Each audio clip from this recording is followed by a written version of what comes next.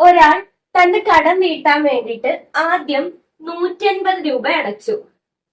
അടുത്ത മാസം അതിനോട് 5 കൂടെ കൂടുതൽ അടച്ചു. അപ്പൊ 155.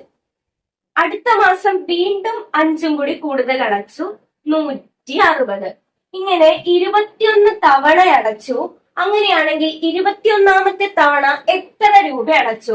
നോക്കിക്കേ, ഇതൊരു സമാന്തര ശ്രേണിയാണ്. ഈ ശ്രേണിയിലെ 21ാമത്തെ പദം കണ്ടുപിടിക്കാനാണ് നമുക്ക് പറഞ്ഞേക്കുന്നത്. 21ാമത്തെ പദം കണ്ടുപിടിക്കുന്നത് a പ്ലസ് 21 ആയതുകൊണ്ട് 1 കുറയ്ക്കുക, 20d. a first term, d പൊതുവ്യത്യാസം, common difference.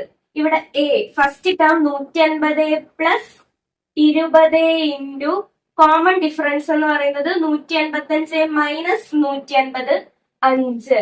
150 plus 20 into 5 100. 150 plus 100 250.